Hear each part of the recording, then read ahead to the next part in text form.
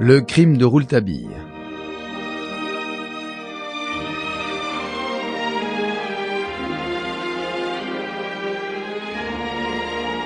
Un roman de Gaston Leroux.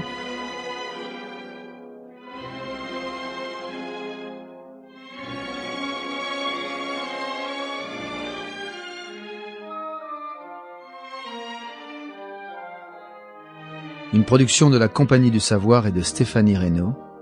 Interprétation Patrick Blandin, Frédéric Chevaux, Philippe Collin et Stéphanie Reynaud.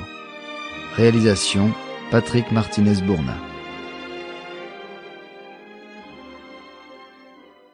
Chapitre 1. Réflexion et souvenirs d'un ami.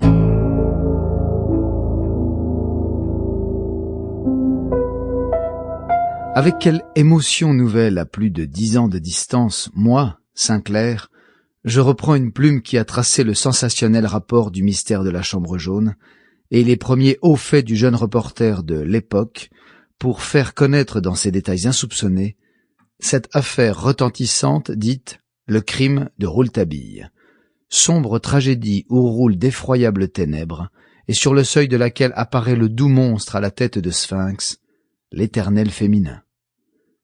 Pauvre Rouletabille. Lui à qui aucun problème jusqu'alors n'avait résisté. Lui dont l'intelligence avait sondé tous les abîmes ouverts devant la raison. Je l'ai vu, un instant frissonner, éperdu devant 2 yeux de femme comme devant le chaos. On a relaté autre part le drame bulgare au milieu duquel le jeune reporter était allé chercher celle qui devait devenir sa femme et qu'il avait vue pour la première fois dans la salle de garde de la Pitié, car Ivana était venue toute jeune à Paris pour y étudier la médecine. Cette Ivana Vilichkov, d'une étrange beauté, appartenait à l'une des plus illustres familles de Sofia, qui avait été mêlée de façon atroce au malheur tragique de Stamboulov et de ses amis. Tous ces incidents sont connus. Tous les journaux ont reproduit le récit des scènes sanglantes qui, en marge du conflit des Balkans, avaient été comme le sinistre prologue d'une radieuse union consacrée à la Madeleine au milieu du tout Paris. Après la Grande Guerre, Ivana s'était remise à ses travaux de médecine et de laboratoire. On peut dire qu'elle avait tout quitté pour se consacrer entièrement à l'Institut Roland Boulanger. À mes yeux, c'était un désastre et la faute en avait été pour beaucoup à Rouletabille qui, écœuré de la mauvaise foi avec laquelle tout ce qui était officiel essayait d'étouffer les efforts d'un homme que l'école et l'académie affectaient de traiter comme un charlatan, se laissa trop facilement convaincre par Ivana qui avait épousé la querelle du célèbre praticien. Vous connaissez notre Rouletabille. Il ne se donne pas à moitié. Ses articles mirent le feu aux poudres. Il affirmait audacieusement que la méthode de travail de Roland Boulanger triomphait déjà en Amérique. Et il faisait prévoir que, pour peu que la France se montrât, une fois de plus, ingrate envers l'un de ses enfants, celui-ci fuirait pour s'exiler comme tant d'autres, irait porter son génie à l'étranger.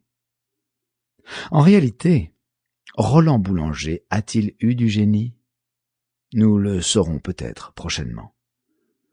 Je l'ai toujours cru un peu faiseur. Assurément, il ne savait point être simple. Il était trop bel homme et avait la parole trop fleurie. Son charme était certain, les femmes en raffolaient, et ses conférences, auxquelles elles ne comprenaient rien, étaient le rendez-vous des élégantes, comme au temps de Caro. Avec cela, il était très mondain, ce qui ne l'empêchait pas de travailler 12 heures par jour. Son esprit d'invention se répandait dans tous les domaines. C'était là son crime. Avait-on assez ri de son nouveau fusil à percussion latérale et de son nouveau système d'engrenage pour moteur d'auto et de son nouveau procédé de champagnisation? Cependant, des sociétés s'étaient formées qui exploitaient ses brevets et qui ne paraissaient point s'être ruinées. Après avoir fait rire, il avait fait rugir. C'était quand il avait eu la prétention sacrilège de revenir sur les travaux de Pasteur en ressuscitant la génération spontanée. Il affirmait que rien n'avait été définitivement prouvé à ce sujet, et ses très curieux travaux sur la sensibilité, l'anesthésie et la génération des métaux conduisaient, il faut bien l'avouer, à des hypothèses inconnues et jamais... Sample complete. Ready to continue?